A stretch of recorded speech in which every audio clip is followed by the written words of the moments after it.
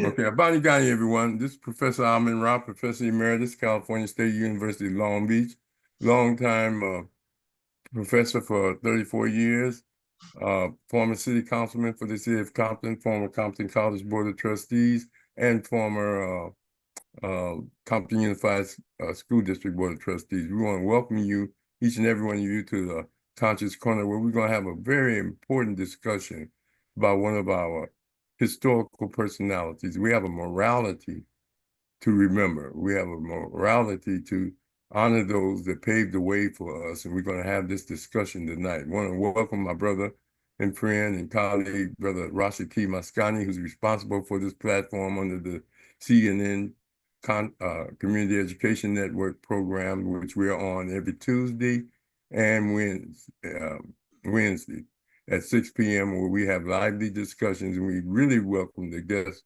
presenter tonight because he's been consistently on, and we'll get to that as I introduce him. Second, we want we have a co-host sometimes. He comes on, and that's with my show, Joe Hembrick, a historian who taught at Compton, and then was in Compton Unified School District, was the first head varsity football coach from Linwood Unified, and commissioned the first Unity mural at Centennial High School of Black and Brown people working together. Again, we want to welcome you here to the Conscious Corner, which is a program to speak truth to the people and truth to power. And tonight we're going to have a very lively discussion about the history and legacy of Ernest McBride Sr., who was an icon in the city of Long Beach, who was a pioneer of the civil rights movement in Long Beach during the 60s and maybe even before that. And we have a lively discussion that's going to be led by his son, Ernest McBride Jr., who rightfully is an archivist of his father's work. He's maintained a steady information and data and newspaper articles and all the beautiful things that his father did in his contribution to all of our liberation, not just his family. Not only that, his family, his father, I got the chance to meet personally. And he was they say dynamite come in small packages. He was a small, short brother, but he was a powerful brother. I mean, very, very powerful. Powerful with love and concern for the community and love and concern for that was right.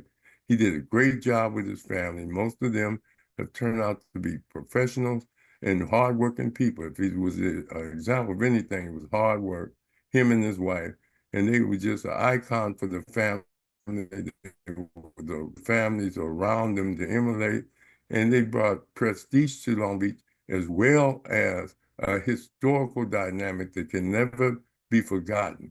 And we stand on his shoulders and many other civil rights pioneers' shoulders to enjoy the rights that they struggled for. And some people don't know about them. And we say, why our kids don't know their history? Because we don't tell them. And this is why we decided to have Ernest McBride Jr. talk about his father tonight. Ernest McBride is a longtime Long Beach resident, archive, as I said, and has a vivid memory of all the struggles in Long Beach. We've talked, he's been on our show and he's given us a rundown of the various people that his father touched bases with and that he has touched bases with. Like we really was charmed by the fact that he said Malcolm X came to Long Beach and he had a chance to be a part of that. And so without further delay, we're going to let Ernest McBride Jr. tell you more about himself and tell you about his father, and then other family members that's on or friends, be able to chime in also and give some comments. Brother Ernest, take it. Okay, thank you. Good evening, everyone. And my brother Carl is here to give me a little support. But I kind of show up like yeah. I usually when I talk about our dad, we usually try to start from the time he was born. You know, he was born in Carrollton, North Carrollton, Mississippi, in 1909, November 12th, and he was a twin, and he had 7 members of his family. He had a older brother, older sister named Eddie, and she's going to play an important role in this discussion too. And then he had a brother, older brother named Cliff, and another one named Helen, an older sister Helen, and a brother Webb over him, and then he and his sister Sally were twins, and I never knew which one was the oldest. But then they had a younger brother, George. And they had the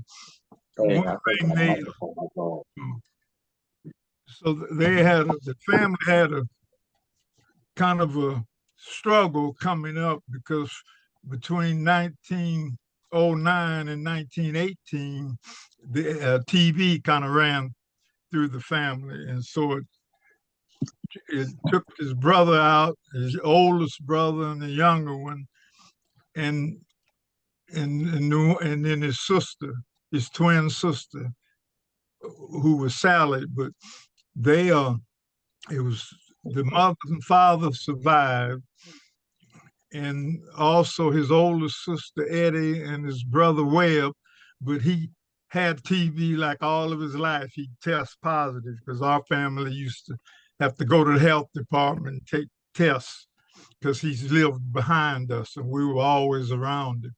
But Eddie and Webb and my dad were the survivors of the family. So, and I remember he told me in 1918 they had a flu epidemic that kind of took out a lot of America, and the whole family caught the flu except his brother Webb. And they had a horse, he said, because they were living on a farm. They had a horse that was big enough to carry two people. So Webb had to ride into town, get the doctor. The doctor drove his Model A out as far as he could without getting bogged down in the mud. And then he had to get out of the car and get on the horse with Webb and bring him to the house. And my dad said the doctor spent like 5 days with them curing the family. So that was one episode that they had. And then right after that, his brother used to work. They moved. The mother had said, well, I'm going to do on the next good crop we have, because they didn't share a crop. And then the reason they didn't have to was, I'll explain a little later, was due to their sister Eddie. So anyway, they didn't. So the mother, she self-taught them in school, and said that the next good crop they had, that was around 1910, she said, we're going to sell out and move to Arkansas, because I want my kids to have a formal education, because she self-taught everybody. You know, my grandmother self-taught them all, but she wanted them to go to a regular school. So that's when they moved to Little Rock, because that was the closest school that blacks could attend. There were no schools in Mississippi for blacks. So once they got to Little Rock, he, attended Scipio Jones High School. And then my brothers had some communications back and forth, trying to present our dad, and they got him in their little archives there as their hero of the school because of Carl. So, but anyway, when in 1927, I think that the thing that got him on the road to civil rights was that his brother Webb, which is about 2 years older than my 2.5 years, he worked at a Greek restaurant. And, Arkansas had a black downtown district and a separate white one. So his brother worked in the black district in this Greek restaurant, and my dad was on his way. He'd go there every evening to come home with him. And so he went in the restaurant, and he was sitting there waiting on him, and he heard this big row outside, people hollering and screaming and yelling. And about that time, he said a white gentleman ran in there and in the restaurant, closed the door and pulled the curtains down, and told him, said, don't go out there, said, because they're looking for a black person to hang. And so they were kind of peeking through the curtain, and he remembers vividly seeing this 1927 ragtop Ford driving up and down the street, and they had a chain hooked to the back bumper, and they had a human body hooked around the body's neck, and they was dragging it up and down the street. And then another parade of cars was following in behind, blowing the horn and, kicking up a big Migger road that he used to call it, and say they finally, after several times of going up and down the street, they stopped at the intersection. There's a big colored church, a big church on the corner, and they broke in the church and pulled the pews out, and put them out in front of in the intersection, got gasoline and started a fire, and they threw the gentleman's body on the fire, and he said it was just sickening. You could smell burning flesh and everything. And he said, I couldn't, and people were standing around, a couple of hundred people. And I had found out about that. I, was looking at it on the internet. The gentleman's name was John Carter. And found out later what had happened was Mr. Carter was kind of mentally challenged. And he used to hang out in the woods, and get up in a tree and scare people or whatever. And they say this white lady and her daughter were coming down the road in a wagon, and Mr. Carter jumped out of the wagon, and he scared the woman, scared the horse, and she hurt her arm or something, at least she claims. And she goes back in the town and say, well, he attacked me. So some of the white people knew where he stayed at, and they ran out and captured him, and they hung him to a telephone post, and that was the body behind the car. And I noticed in Little Rock there, I just downloaded something where they got a memorial in the town about Mr. Carter and telling what happened to him, unjust hanging. So I think that my dad, he would very rarely mention that, but when he would say, well, that was just sickening. It was always on his mind. So about a week or so later, he was coming to meet his brother again, and he heard some screaming, people screaming and hollering. So he ran to this clearing, and it was a gentleman of one of those old wood burning stoves that blew up, and it caught these two kids on fire, and they were running out in the yard every time, and their father would catch one of them and try to put it out, and then he would have to jump up and go catch the other one, and then this fire would restart. So my dad jumped in there and grabbed one of the kids, and he helped smother the crane. So he kind of felt elated after that. But this thing about Mr. Carter was kind of always on his mind. So at Scipio Jones High School, they did a lot of international politics. So they learned about Mahatma Gandhi, and who was going back to Africa movement. What was the name? Anyway, so Marcus Garvey. Marcus Garvey, yeah. So he started studying that, and then I think around 29 or so, he played a year with the Memphis Red Sox. He and his friend Reverend Reddick, and but they didn't hardly ever get to play during the summer because they were the new guys on the team, and he rode the bench most of the time. But then they decided to come to California, and then that's when I got a picture of my Aunt Eddie, where the thing about her, he wouldn't really tell me, but what happened, my grandmother worked for this white couple called the Porters, and she was like 14 years old, and she came up pregnant. So the Porter that owned white guy, they were white couple. He owned the farm where they worked, so he hired Grant McBride. That's my dad's father. So they hired him. He was 21, she was 14. So when she come up pregnant, you can see miscegenation there because she looks white. She could pay everybody, everybody, when you see her, you think she's a white woman. So that was the thing my dad, he would say, well, we had privileges. So that was kind of like they didn't have to share crop. I mean, they owned what they grew and they could sell it. And say, because one time he almost got into his dad would always get the first bale of cotton to market and say he took it there and he put it on the trestle, because that's what farmers did in that area. You just put it on the trestle for the train and you'd sell it, when the train would come pick it up. So he said the sheriff come out to his dad and say, the sheriff said, well, Grant, they call his dad Grant, say, because I thought that was your bale of cotton on the trestle. And he said, well, it is. He said, well, some guy, Barnett down there saying that that's his cotton. He said, no, I said, that's my bale of cotton.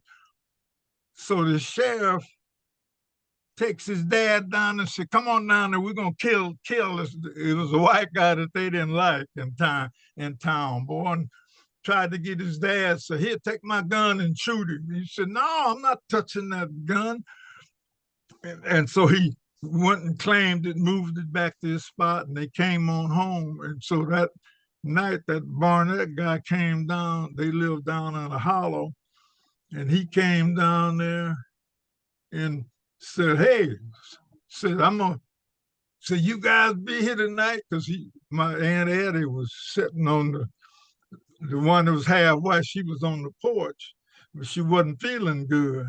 So he talking about, get that gal out in the field. He said, well, you own this, the land, but you don't own the crop because we're renting from you, paying you rent. So what do you, my grandma, because she didn't take no stuff, because I remember her up until I was about 6 years old. So she said, no, we'd go out there and work when we want to work, not when he saw, all right, I'm going to kill all you niggas tonight. I'm coming down here and so I'm gonna kill every one of us. So say from the main road, it was about a half a mile down in there.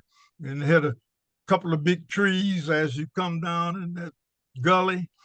And so he went in town and said, hey, that night, my dad said, well, I think this might be our last night on earth. So if we do, we're gonna go down fighting. So he had a 45 and his brother had a Winchester 30-30, so he was a crack shot. So you go up there and by the tree and let them come down and don't let nobody get out of here alive, though. And so we're gonna be down at the house. And then my grandmother had a double barrel shotgun and said they was up all night, but nothing ever happened. And that next day, I think they planned, they said, well, we moving to Arkansas, we getting out of Mississippi. So that was a kind of scary thing there for him. But he, he decided he'd come to California. And then my Aunt Eddie kind of came into play there because she, on the way, they didn't have trouble getting food because she could walk in any restaurant in the front door and order the food, bring it out to them. You didn't have to worry about going around the back. So they came on to California, and that was in 1930. And so he had his own car, so he was kind of a sporty. He met some of the guys, formed the baseball team, and they did that, in between for entertainment. And then this lady named Miss Helen Irving had a women's club, and they used to give dances on Saturday nights. So my dad formed the baseball team. And then that was kind of the nucleus of his civil rights thing because he got a guy named Roscoe Hayes and Nathan Holly, Roscoe Hayes and L.J. Jones, and my mom, because to form the NAACP branch in Long Beach. Because see my mom he met her in about 32, and then they tried to find a place in Long Beach, which is now predominantly the old ghetto area, and it was like on 20th Street in Lemon. And so they paid the landlord the rent. And they went in and got Clorox and stuff and cleaned it up and everything. Next day, the landlord came and said, "Well, I'm sorry, I can't rent to you because the neighbors don't want no blacks living in this neighborhood." And so he said, "I'll give you your deposit back, but I can't pay you for the cleanup that you did." So they couldn't find a place to stay. This was like in 34, because that's when they got married on April 1st, yesterday, 1934. So they ended up had to go to Wilmington because some guy on the baseball team said, "Hey, Mac, you and your wife looking for a place to stay? There's a place over in Wilmington, right down the street from Banning Park over there." So they went over there and stayed over there about 2 years. And my older sister was born there in 35, and then I was born in 38. And then I was born February, so in August, somebody on the team said, "Mac, there's a black guy that owns some property in Long Beach and got a house that's be big enough for you and your family. You got 2 kids," and so we rented down on 19th and Lewis. And so we stayed there, and then he used to always prance around talking about the end of it, because it was but the black codes was real bad in Long Beach, because he found out when they married my mother. She said, "Well, I came here in 1923, my grandpa," and said, "We took the train, landed at at Union Station." Saying Grandpa was nowhere to be seen, so they got on the red car and came down to Long Beach. And the place they rented was over on Cedar and Pacific Coast Highway, so it was only a couple of blocks from Long Beach Boulevard at that time. So it was American Avenue, but now it's Long Beach Boulevard. But they walked down to the house, and they went to the store and got food and stuff and cooked up a big dinner and said, "We're going to surprise him." So he never did show. And then finally they said, "Well, we need to call the police, find out what's wrong," because the next night came, rolled around, next morning, he still wasn't there. So they called the police department, and they said, "Well, yeah, he was down here in a police lineup." And said, "A police lineup for what?" So they was looking for a rapist. Somebody raped this white woman. They found out, and they had a lot of black guys in the lineup, including my grandfather. And then they found out the woman was lying because her boyfriend had beat her up, and she faked like she'd been raped, and then they had all these black getting ready to blame it on somebody. So that's when my grandpa and my mother told us, "Man, this is a Ku Klux Klan town." I said, "You familiar with the Klans, being from Arkansas?" He said, "Yep." And I've seen pictures here, like in the last 2 years. My brother-in-law was my brother and I, Jordan High School invited us to talk about our dad. And it was the Long Beach Athletic Club on Long Beach Boulevard at the end of Cherry Avenue. We walk in the place, and they said, "Well, the kitchen area is down in the back." So we went around to the right and started down there, and I looked on the wall, and here's a picture of the Long Beach Police Department. The whole department must have been about 25 or 30 members, and breast of 4. And then behind them, they had this Klansman. He had his Halloween hat on, everything, full regalia, and he was carrying the American flag. And then behind him, about 50 or 60 Klansmen, and they all were masked, though you couldn't see their face. And they paraded down Ocean and to Recreation Park, and found out that the Klan had the biggest rally that they'd ever had. They boasted 25,000 members out there.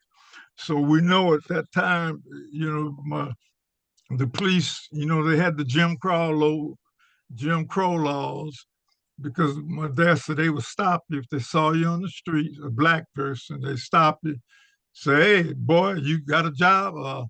Well, no. All right, you're under arrest. They take him down and take him before the magistrate. And he said, well, it's a $5 fine. I think it was $10. The guy said, I don't want no job, and I just got it. I don't have no $10. He said, well, you have to work it off. And you know, Long Beach was a kind of farm community where these dairy farms out there. So you'd have to go out there and work on somebody's farm until you paid off that fine. So that was the one thing he didn't like. He was going to try to fight that. And then that's when my mother convinced him. So, you know, you always talking about you feel some kind of connection with the NAACP because you know, they were formed in 1909. You were born in 1909. Tracks and say, why don't you form a branch? You know, you got a lot of members out there, a lot of people, you know, because he was managing the baseball teams, and every Sunday they let church out even early so everybody could go watch the ball game, because that's what Long Beach did for entertainment. And so he got his members, L.J. Jones, Roscoe Hayes, and Nathan Holly, to say we got to get 50 members and sent off for a national charter. So in 1940, they did that. And on October 14th, they received the charter. So they took that, and then that's when he started. She said, now you got something to fight with. And then one of the first things I remember as a kid, when I was about 7 years old, we picketed elementary school here in Long Beach, because the Long Beach Unified School District would put on these black minstrel shows to raise money. And boy, people would pack in there. They thought it was so funny, but there's very few things I saw my dad where he hated, boy, and that was one of them. I mean, he despised that the minstrel show, and he didn't think it was funny.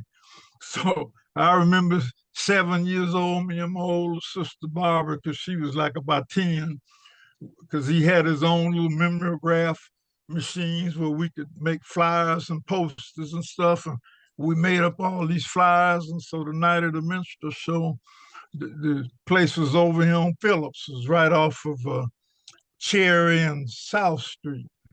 So we marching up and down there, people coming. I try to give them a flyer. Some of them would throw it on the ground. A lot of them would keep it and read it. And so I heard the screeching tires, and the engine revved up coming down the street and slammed on the brakes. And this big old police officer got out. And then, you know, they had them big 38 Smith & Wessons. Big old gun, looked like one of them cowboy guns, what they carried. And the cop got out and he put his hand on his gun. He said, what you boys doing out here? And man, my heart, like a 6, 7-year-old, I'm about to panic, faint. My dad dropped those flyers and took a step towards him, and it must have startled him because he stopped and backed up. And he said, what you doing out there? My dad said, we out here protesting our rights as American citizens, not to be made to look like buffoons. You know, why you put on these blackface minstrel shows, because it's not funny and we don't like it, and we want it to stop. Man, and the cop looked at him. I said, damn, he probably gonna shoot him now. And he said, well, what you do, don't block the driveway, and before you guys leave, pick up those flyers. And he got back in his car. Man, and I always remember that. I said, I can't. My dad faced down a policeman with a gun, you know. So he, and about that time, with all that commotion, this guy come out of there. I think his name was, I can't remember his name, but he was president of the White Ministers Alliance in Long Beach. And he was also a president of Long Beach City College at that time. So this was in like 44, 45. And he said, well, and my dad explained it to him, so I don't like it. He was the one putting it on. he said, because we put this on, to raise money and all that. My dad told him, said, well, it's not funny and we don't think it's funny. And he said, well, I got black friends that can come and do this. He said, well, you should get them, say, because this is not funny, painting yourself, because no black people look like that. So he told my dad, he said, well, we have a meeting next Tuesday, at the church. Gave him the name, the address to the church. Said, you come down there and talk to the ministers and see what they got to say. So my dad said, okay. So we picked up our flyers and all that, and we got in the car and we come on home. That next week he went to the meeting and they voted to stop it after he explained to him what he didn't like about it and it wasn't funny. Then they stopped it. So that was kind of my first experience with walking picket lines with him, because he would have our family. I think everybody in our family, even Carl here, who's 10 years after me, he had to walk his share of the lines too. So that was kind of the first thing I remember. And then after that, I remember he was able, it was a supermarket chain that didn't want to hire black cashiers. So they said, well, and then the NAACP found out that about 82% of their clientele was black people that lived in Cabrilla Homes or Cabrilla 3 over on Harbor and PCH. And said, well, all these people, so we're going to boycott it, because they went and had a meeting with the owner. His name was Cole, because it was Cole's Market. And he owned like 2 markets in Long Beach where everybody shopped at. It was one on Cherry and Anaheim, the other, this was on Santa Fe and 15th Street or something like that. So they come in and had a meeting with him, and he telling my dad, he said, I'm not, black people, all they good for is mopping floors and cleaning latrines and stuff. And say, I'm not letting no black person touch my money. So my dad said, well, you're right, Mr. Cole. Said, we're good at cleaning latrine and mopping floors and shining shoes, because that's all we're allowed to do, but we can do more than that. And he said, well, I'm not letting no black person touch my money. So my dad got up and walked out and met him, and I think Nathan Holly, Mr. Charles Watkins, who was the first NAACP president of Long Beach. They walked out of the meeting. So they put up the picket line. And at that time, my dad, he was part of because this was in the 50s, but see, back in 1931, when he first come to Long Beach, he got a job at Ralph's grocery store on 10th and Cherry. So he was working there, and he met like Billie Jean King's, the tennis player, her father. He worked there. He met those guys. So he formed a softball team. And then those guys weren't getting paid. So he protested to the owner, we need to form a union, like a retail clerks union, and put pressure on Ralph, the owner. And so they end up had to do it when he got all these guys to sign on for it. All of them being white, he's the only black guy, and they decided to make like 3 different tiers, like a beginning and an intermediate and then a top tier. With the white, everybody got in the top tier, and some of them the intermediate tier, and he was in the bottom. They put him in the bottom, although he worked there longer than most of the guys there.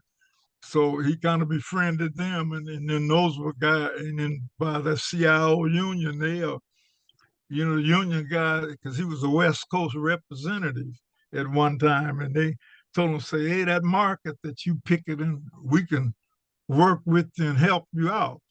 And he said, no, I don't want no white guys. We're going to do it ourselves, the black people. So he just had blacks doing the picketing. And then come to find out one day, some people were sneaking in the back door. So the manager come out there and talk to my dad once. He said, Ernie, Mr. Cole, boy, you really putting a hurt on our business, because we done lost about 80% of our business since you guys put this picket line out. But there was people sneaking in the back door, and they didn't know. told my dad, said, there's people sneaking in the back. And so they put one up in the back, and caught them people that was sneaking in buying groceries. Because most of the people that catered to them lived in Cabrilla 3, most of the blacks. But he told them, say, you got Mr. Cole on his knees. So then finally they had another meeting. It took like 9 months. And they had another meeting, and they say, well, okay, we'll send you, if you need a cashier, we'll try to hire one. And then my wife's brother, her middle brother, at that time, he lived across the street from us on Lemon. And we told him about it, man. He said, yeah, they're looking for a check, somebody they're going to train you. He went down there and was the first black that got hired as a checker. So he got him a job. He was kind of dating my sister, my older sister at that time. So that was the second thing. They integrated that. And then I think Dad had really gotten a reputation in Long Beach. And he would go around, send people around in these companies. They got any black people working in there? No, some of them, he'd go in there and they said, oh, Lord, here comes McBride. We better hire somebody to keep from dealing with him, And then I think the toughest job he got was trying to get a black police officer hired. Because he said even in Little Rock, they had a black police officer, and he'd be patrolling. Then on Saturday night, when all the people got drunk and all the shooting started, he running this printing press company and hide behind the machines till all the shooting stopped. And then he'd come out there and Dad said, look for somebody's head to whip on so he could arrest them, to make himself look good. So he said, we might not get a good one, but at least we'll break in that organization. So he had this guy, Walt McCown, was a football star at Poly High School, and he was like, they had a class president and a vice president, then they had a sergeant of arms. Well, Walt was always elected a sergeant of arms his years in high school. So my dad said, well, you probably be a good candidate, good grades, be a good candidate. So they tried to pick at he'd go down, talk to the police department, stuff to try to hire black, and we don't have nobody qualified. So they sent Walt, and he took the test, and I think he come out third or fourth on the test out of about 20 or 30 people.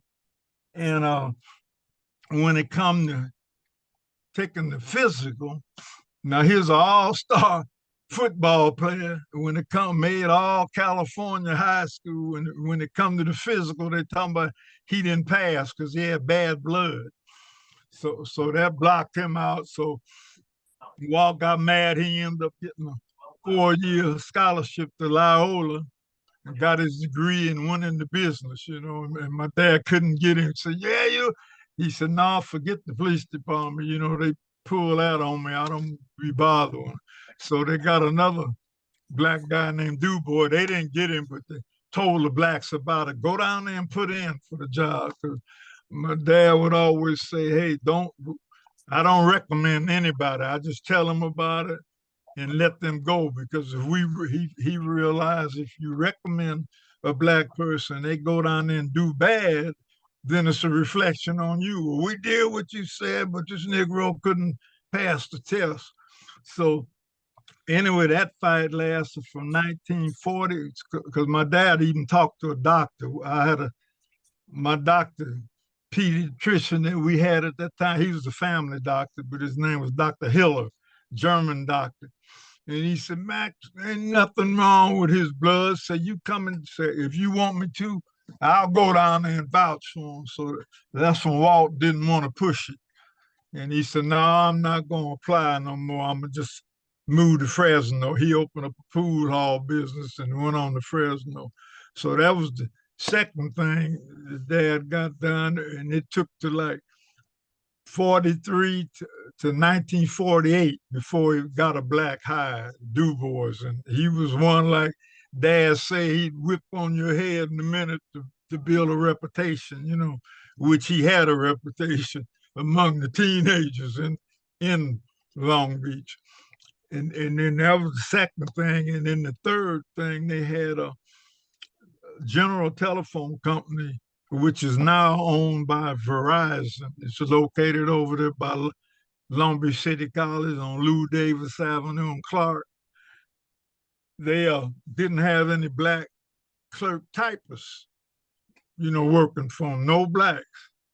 So my dad said, hey, he talked to my older sister Barbara, said, don't you have some girls, friends, that can type real good, and gonna send them down there because we got to integrate this place. And she said, well, I'll look around. So she found a girl that was looking for a job. Yeah. And said, well, take her down there. So, and I want you to go down there with them, monitor the tests, see what they're trying to pull on the test, because they didn't trust the testing. And so she went down there, and the people said, well, you can't go in the test room with her. You have to, if you go in there, you have to take the test too. If you just, even though you want to just monitor her. So she said, okay. So she goes in, take the test. When the results came out the next day, my sister passed and the girl she brought failed it. So boy, and when Dad heard that, so they said, well, we ready to hire, because she, your daughter passed it. So my sister said, no, I'm working at Arnold's restaurant as a waitress, and I'm making I think she's making like $1.25 an hour. And say that job only paying like $1.10. And I'm not going to take no demotion like that. I tease about this today. And my dad said, well, because he was a good mechanic, and because he could do electricals, because he had went to a night school to study electrician. He was an electrician. He could do plumbing, and he was a carpenter, because him and his dad used to build houses in Little Rock when they were in Arkansas. And so he had all those different trades. And so he told Barbara, said, well, if your car get break down again, you're going to need somebody to fix it and all that. So he basically blackmailed her into quitting that job at Arnold's and integrating the telephone company. So she did. He said, you can just work there long enough for them to hire some more, and then you can quit. So she worked about 4 or 5 months, and then they hired another black girl, Gloria Valeda Atkinson, who I knew. And then she eventually worked her way up to supervisor Valeda, like 25 years or so later. But then my sister Barbara worked there for about 3 or 4 months, and then she quit and went back to Arnold's. Arnold's was in Maybell, California, but they had moved out to Belmont Shore. And they said, yeah, Barbara, we got a job. And they sent out the Belmont Shore, and she got other job back, but at a different location, which was close to the home. But that was probably the third thing integrated. And then in the 40s, before that, how they came up with 2 different presidents was like the Long Beach Naval Dry Docks before it became the shipyard in like 49. Well, back in the 40s, it was the Long Beach Naval Dry Dock where they had an electricians union, and no blacks were in it. So Nathan Holly and my dad, and I think it was Roscoe Hayes, they went out there to talk to the union. Yeah, well, you got to be in the union, first of all, and there was no blacks in the union. So they went out there to met with the union, said, we want to join up. Said, well, you got to have $10 or something like that. And I think Holly was the only one that had $10 on him at that time to join up. But then they said, well, you represent the NAACP, you got to be the minstrel. So Holly was saying, well, I'm the president. And then my dad said, well, I'm the field secretary. And Roscoe Hayes was saying, I'm just one of the members. And so they integrated that union, but they stayed on him from that time up until about 1943. And, the reason he took that job because prior to that, he was working at Ralph's from 1931 up to about 1941 when this shipyard job, because when the draft came, they would say, hey, even though you got in 41, I guess we had you weren't born yet. Yeah. Barbara and I, well, it was just us two. Even though you got two kids, you eligible for the draft unless you work for the Department of Defense doing something for defense. And then Ralph's could qualify, being a market, providing food for people, you could qualify as a, helping the war effort. But the union, the manager out there didn't like him because he had formed their union, so they wouldn't write him no recommendation. So that was one of the reasons he quit Ralph's in like 41 and hired in with the shipyard at the dry docks, so he would avoid the draft. So those were the kind of the things I vividly and used to talk to him about. And then I found out the reason he was so vehemently, trying to break down discrimination, because that Jim Crow laws was alive and well here in Long Beach. Oh, hey, Ernest. Yes. Ernest, appreciate what you said. I understand correctly, and we're going to come back to you. But Carl, do you have any comment? Yeah, about the school. Well, I'm 10 years younger, so I was really behind the curve with most of the information. Yes. Any of the historical information. I just remember him as a hard worker. He worked day and night. He'd do the NAACP work at night in the evenings. He was a craftsman. He was good with his hands. So he helped a lot of people in the neighborhood who had broken windows. A white man wasn't going to fix anything wrong with the property while he was renting it to you. So he was very helpful and going fixing water. He put in water heaters, broken windows. He would fix all that. So he was quite busy. Mm-hmm.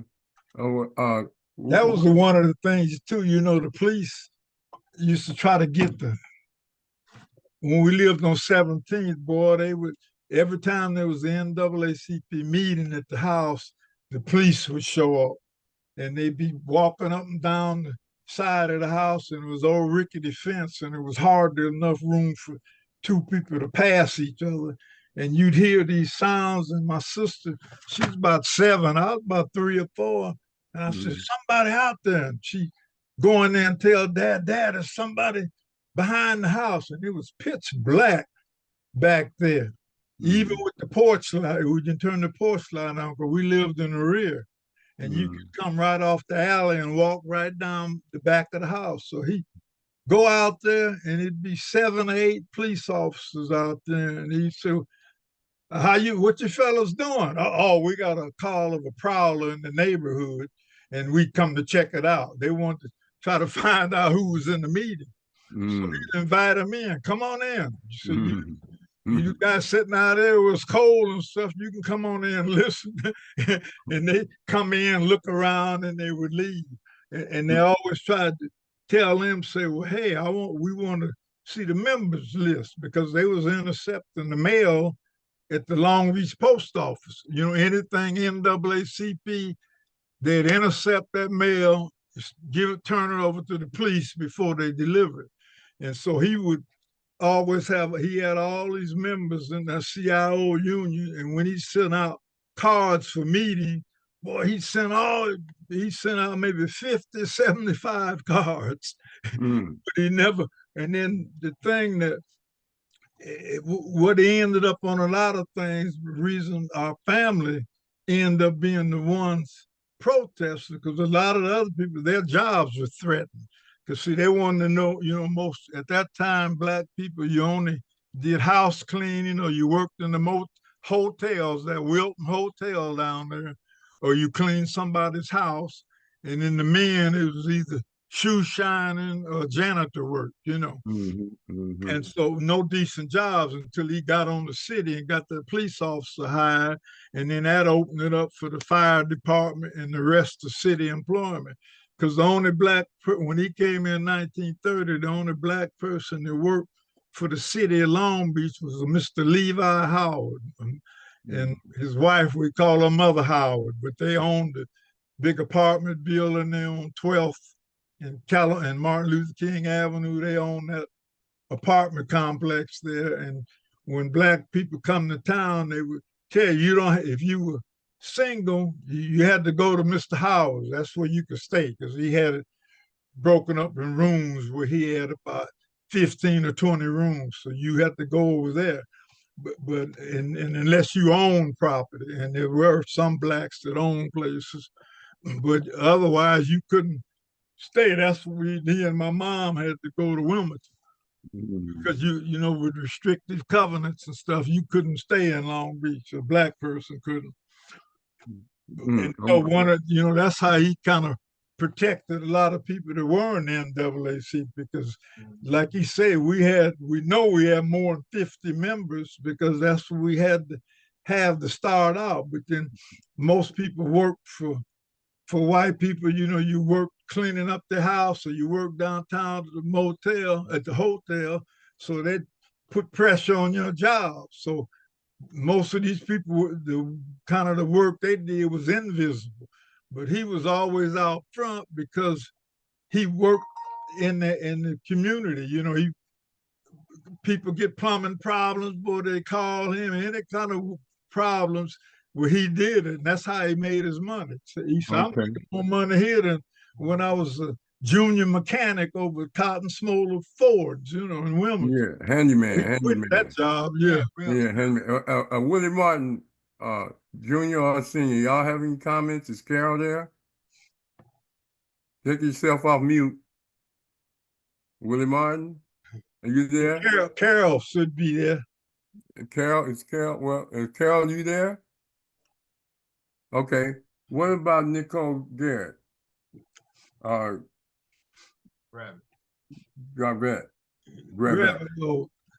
Nicole? All right, Nicole. You got to take yourself off mute.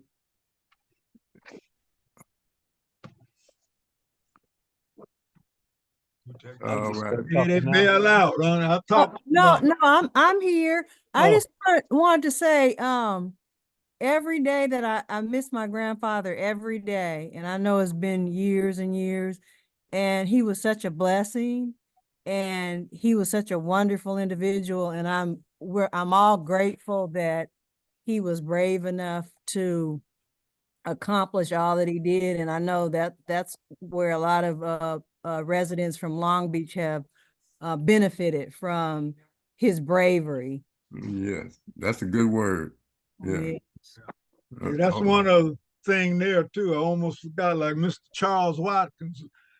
Well, his photos in that group, but he looked like a white. A lot of people would think he was white. Where he worked, my dad would never tell me, because what happened in Long Beach, the police department put out a hit on it. They said, we need you to get rid of that McBride and get rid of Nathan Holly and Roscoe Hayes. And Croom, Joe Croom. So we wanted to get rid of them for.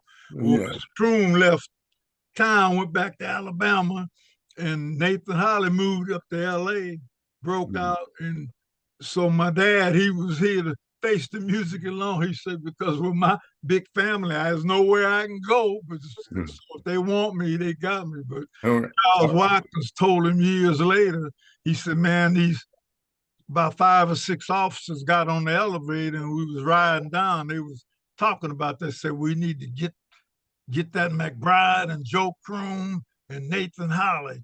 And so the hell, so they had the hit out on us. So Mr. Watkins told him, said, look, Mac, wherever you go at night, don't go alone. Always have somebody with you. That's good. Hey, Willie, y'all, go ahead. Yeah, I would just like to say that Ernest McBride Sr. and Ernest McBride Jr. I was so impressed with Mr. McBride.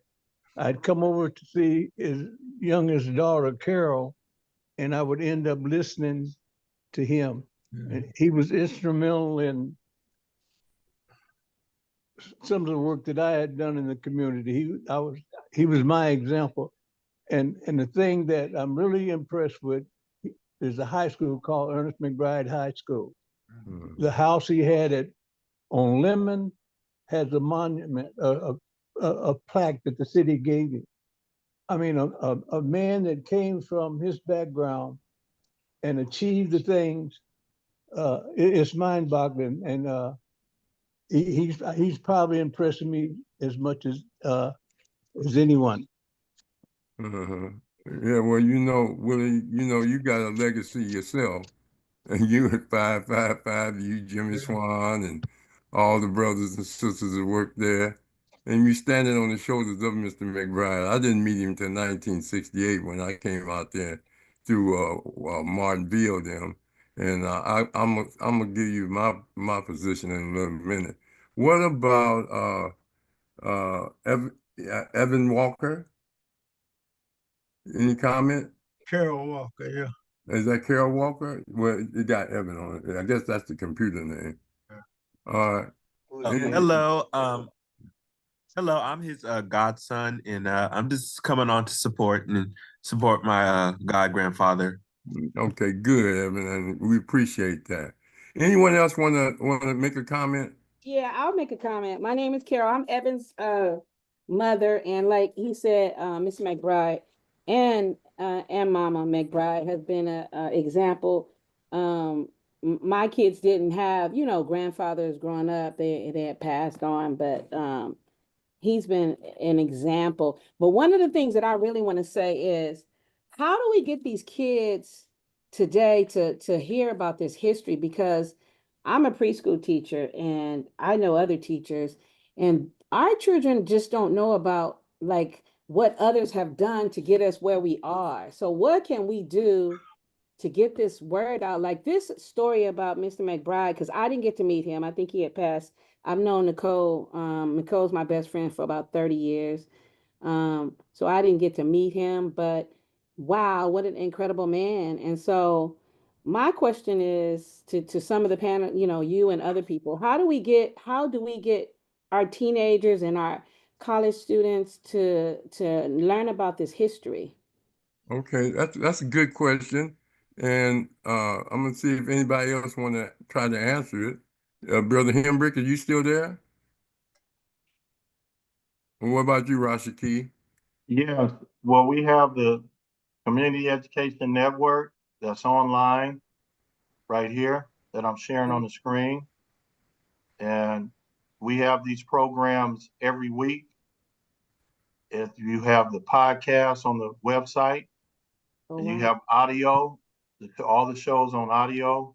Nice. Then also we have the YouTube channel, which most people are on YouTube. Mm-hmm. And let me share that also.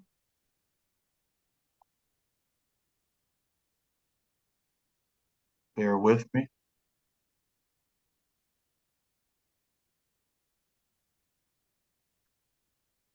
Okay.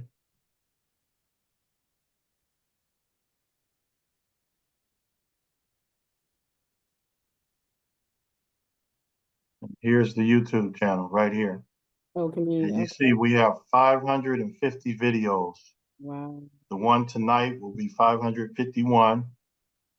And we have, you can say we have a historical archive here, because we did 8 straight weeks on the Conscious Corner of the history of the Black Studies program at Long Beach State. We did 8 weeks of that. And Ernest McBride Jr. was on there too, giving us historical information. So there's a lot of information out there.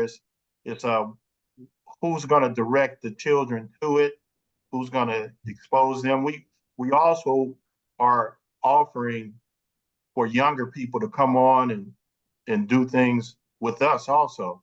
So we've been in circulation for over 4 years now.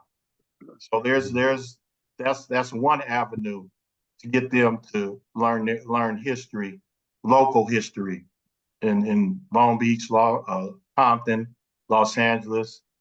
And we also feature people basically all over the United States, and we have a connection in Africa also, in Ghana. We had a few guests from Ghana on here, so we're constantly putting content out that's historical. All right. Thank All you. right. Brother Hembrick, did you want to say anything? He's a former college, high school administrator and teacher and counselor and coach. He's a first black varsity football coach for Linwood Unified, as well as an administrator, teacher, and a historian. Joe, how would you answer that question? I would say just teacher. She says she's a preschool teacher, right? So you can bring a picture of those elders and just teach them what you got. Got a picture of him, you know what he's done, and just let the kids know. Sister Carol, that's a good question. I'm gonna be real brief. You have to, because I was a teacher and I taught on all levels. It's not easy teaching preschool, and the cognitiveness, and some parents don't want you to teach them certain things about history and about life. So you have to find clever ways of doing it. They got a lot of good cartoons out that have messages in it about history. We're going to have a brother, Daryl Grayson, on. He used to produce for BET animated cartoons about our history and our culture. Second, you can, you have to know your environment, your principal support, your environment support, because a lot of the schools now are majority Latino, and it's very challenging trying to teach the few Black people in the midst of Latino sacred knowledge and historical knowledge. And a lot of them Latinos are diverse. They're not all from Mexico, not all from LA, El Salvador, Nicaragua, and so it's very challenging to do that now. The best way to teach the young people is start at home with your own kids, because sometimes we have a tendency to say what other people need, but we need it for our own children. That's why some of them go astray. But you're doing a good job as far as answering that question on how to get it done. And you got to come up with your strategy, because you know where you are and you know how to present the material without people being offended and feeling left out, or that you're racist, And so it's clever. But if you come on and that Rashiki has invited you, we can probably give you some pointers on how to get that information, because Carter G. Woodson always said we're miseducated, not only in the schools but even at home, because many of our parents wouldn't talk about it. It wasn't like the McBride family that had a father that was instrumental in the civil rights movement. Most of our parents just want to feed, clothe us, and let us live our lives, but and if it ain't a church, or mosque or a synagogue, they won't take you anywhere else. But they do have Black museums, taking kids on field trip. The African American Museum, they're going to try to shut all that down. They're trying to shut the one in National, the biggest one they just built. Trump, them trying to shut that one down. Let me just go over quickly my experience with Mr. McBride Sr. I came to Long Beach in 1968 to play basketball, go to Long Beach State, but I was an activist when I came there.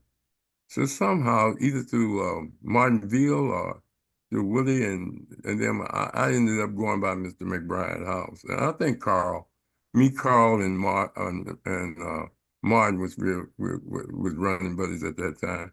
So I went over there and we got to talking, and his house was a center. It was like a community center where you go and get wisdom and discuss things, because he was always able to give you examples by how he lived with his family and loved them as a family person.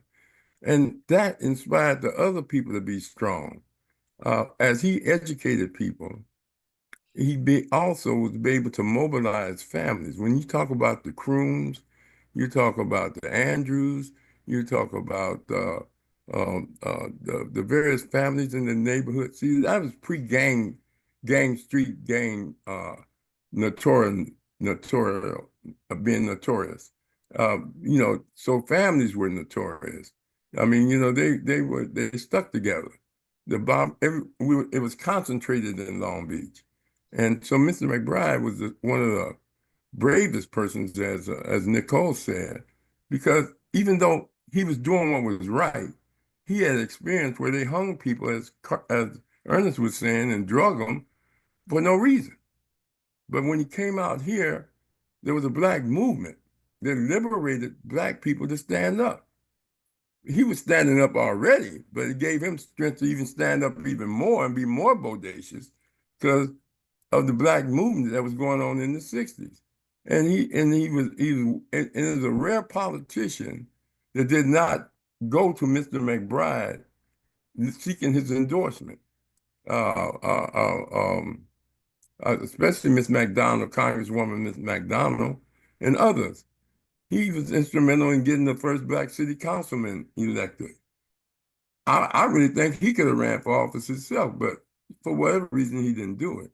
But at the same time, it was a gathering not only for the seniors and a role model for other families to emulate, because all his children were hard workers. Carl was a hard worker, you understand, and Carol and the other sisters, they were all hard workers from his example, and they were also the beauty and the engine in the communities as far as people loving and caring for him.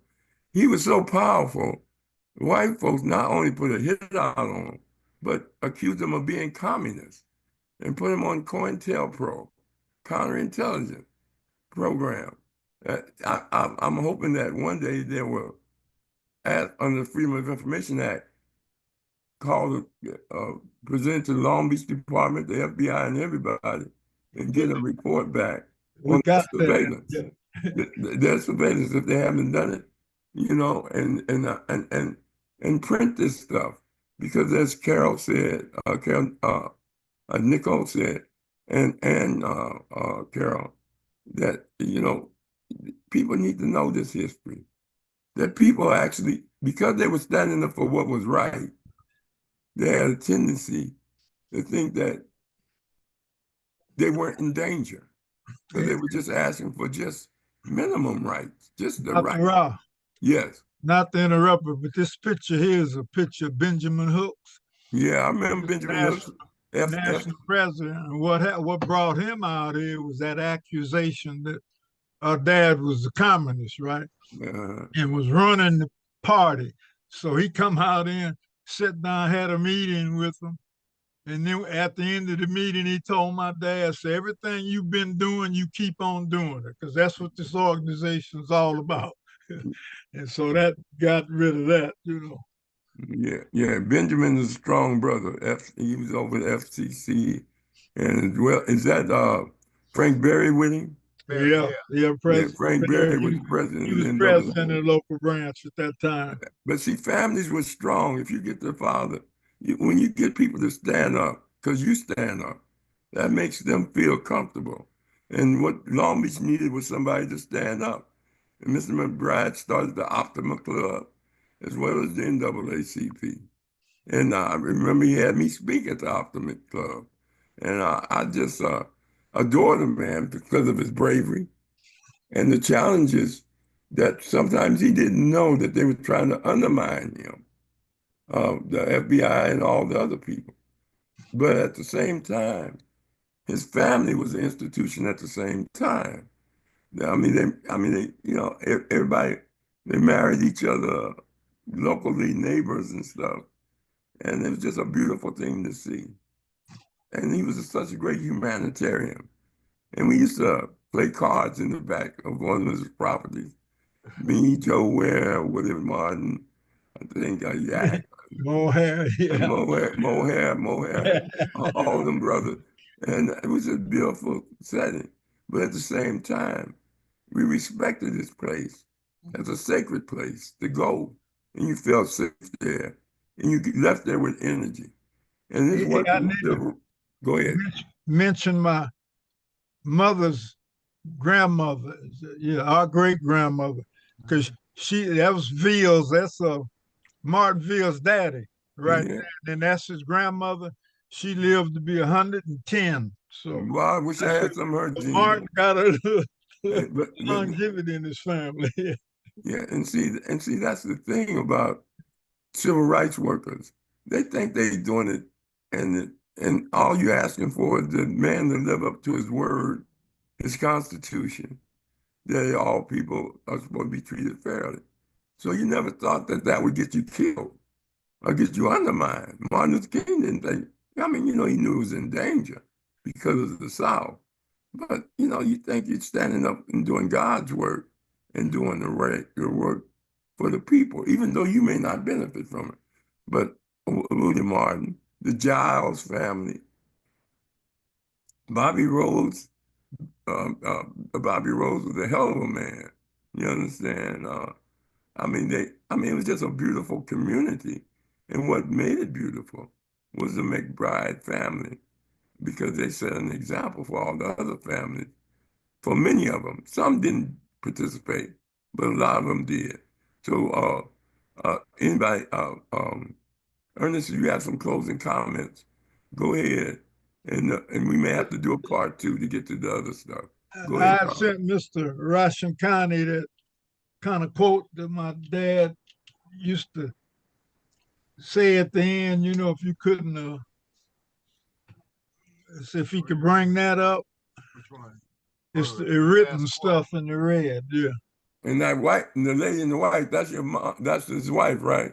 That's mom, yeah. Yeah, I remember her. Yeah, that's our mom. This is Miss Annabelle Cohen, and my mother, Lillian McBride. This is Miss Ernestine Cheatham, and this is Mr. Hildren Cheatham. He was Optimus when they first formed the Optimus. He was the first president, I think. And then Mr. Percy Anderson, he was president of the NAACP also. And Percy was a strong minister. He helped get that monument finished in King Park. He had to go in his own pocket, but Percy, as his son, is a a federal judge now. Went to Poly. Mr. Anderson? Yeah. Rahh, yeah. We did go to the Freedom of Information Act, and we got a file where they followed him from 1940 to 1964. Let's see, and now that's positive, but it's also scary for a lot of people. Oh, it's scary. And a lot of people was probably caught up in that too. Yeah, well, they blocked out about 20 pages they didn't send us. They were redacted. Heavily redacted. And the Long Beach Police Department says, well, we got nothing. Sent me a letter when I put in, they said, we got nothing on them. And I thought to myself, that's bull. As much as you used to be hanging outside our window listening, you had to have something, Yeah. Well, they like they said, man. Yeah. You can't get mad at a snake for crawling on his belly. Right. And they were snakes up there in Long Beach. Yeah. But go ahead, Ernest, or anybody else. That was one of his favorite inspirational messages. He would say, I feel people will always go the right direction. It may take a long time, but in the long run, they will do the right thing. And he thinks man was put here to glorify the earth. And if you can't do something to help somebody, you haven't contributed. If I've contributed, I feel I'm blessed for doing so. So that was one of his favorite things.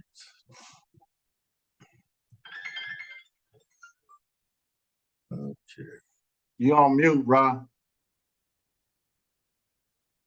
Oh, hey, Ernest, I want to tell you, man, we really appreciate you being an example for other offsprings. I enjoy a family tree, but your family tree is different.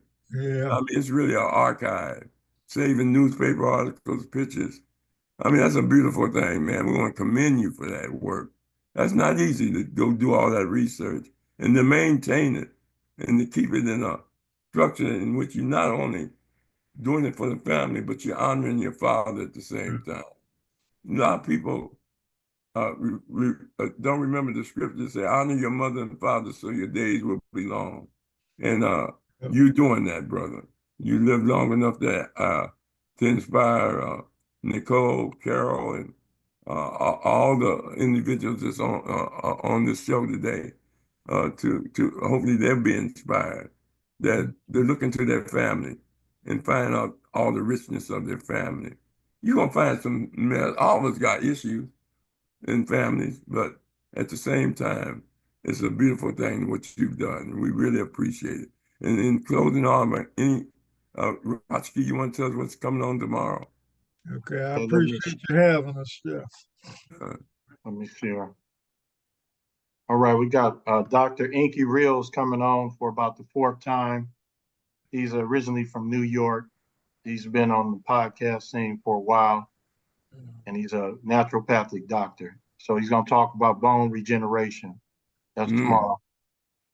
So if anybody's interested, all you have to do is go to the website and click right there. You'll be right on. And for anybody that missed this podcast, Zoomcast, it's on YouTube. It will be on YouTube probably by tomorrow. Rashiki edited it, and then we put it up. So any family member that missed the presentation, you can do it. And Nicole, also, you could probably get okay to play the history and legacy of Mr. McBride in your classes, in your classroom, Carol. I can't remember which one was the teacher. Yeah, it was Carol. It was Carol. Carol. Yeah. And you might they'll do that because he has a school named after him. He has a park named after him. He got a plaque in front of his yard. I mean, he's loved and respected for his contribution. Yeah, it's just a beautiful thing. Teen Center and yeah, the wreck, the old wreck. Yeah. Everybody says the wreck, and I got to correct them. And I said, "Where's the wreck?" And they, you know what the wreck is? No. Did I say no? Is that McBride Park? You know, so you know. Yeah. But another great thing he had was his life history was read in the 104th Congressional Record. Good. By Stephen Holman, who was president. And the historymakers.com. Historymakers.com. Yeah. Well, we know. I mean, the accolades are good, but his work is even better. They earned him the accolade. They don't do that for people that do nothing. He did something. He made a difference. And these people in Long Beach, from P&G to the record stores and to Frank Berry has a record store. Yeah. VIP, all that stuff. Coleman's Market, Kelly's Bookstore, all of those things were right there centered. And don't forget the legacy of Long Beach Poly before they opened up the school district where blacks can go anywhere. And because Poly was the center of producing not only strong athletes, but strong activists and strong community unity, because the families supported the sports so much they would meet there and have a beautiful time. And some of them still go there. Some of them are boosters and they still attend. And you know, that Long Beach community is a model to emulate all around. And you had the 21st Street Crips and all that now, but that's America corrupting our kids. You know, gangsterism started with America. There ain't no difference between a Democrat and Republican. One wear red, one wear blue. It's all political gangbanging. You understand? And I mean, there's so much that we can learn. But I just wish we could have recorded some of the conversations we had with Mr. McBride at his house. I knew I grew from him. He inspired me. I know he inspired his kids because I know him and I see him. And they all were community activists in many ways. So, Ernest, you know you're a treasure. I want to, my brother Joe Hembrick, he's a treasure. And we had Linda Shorter on for a little while. She's out of Florida. She's a regular. Machinda's a regular. He's a regular. And I'm hoping that all of us learn from this this historical lesson about Mr. McBride Sr. And what his contribution was. There's a lot of unsung heroes that didn't get on the international scene. But I'm hoping that one day that his teaching, his work be taught in every Long Beach school and spread to other schools by the teachers. So we're gonna tell each and every one of you, as Rahh said, you find your family in a peaceful place. You're welcome to come and join us in. And if you have anything you want to discuss or anything that you want to bring up, just contact me or you can contact Ernest now and we'll put you on. If you want to talk about male-female relationships, if you want to talk about the drug problem in our community, the gang problem, the political problem, the educational problem, and even, any issue that you think that need to be out there discussed, you're welcome to come on. And you just contact us and we'll figure out when you can come on our calendar. So Rahh, again, we want to welcome everybody and encourage them to tune in and look at our archive on the audio and also the archives on YouTube. All our shows are on there. And so you can share it with other people.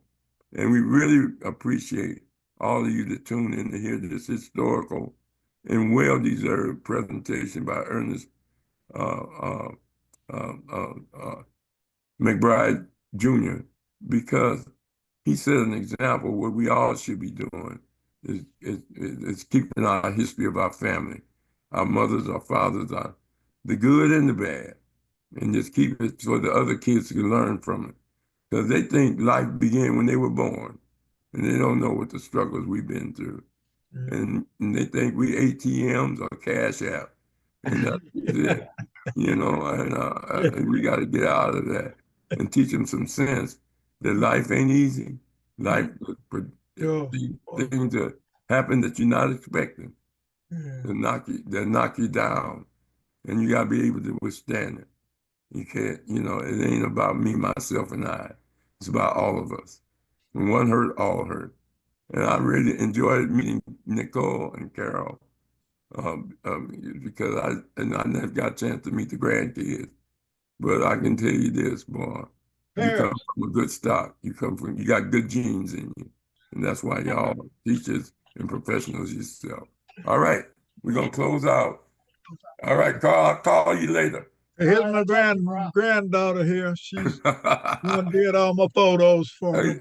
And we really appreciate you, sister. Helping your pawpaw. And that was me that called. Oh. Sorry about that. I'm sorry. He called earlier. Oh. Hello? Yes. I didn't know. Hello? Okay. Hi.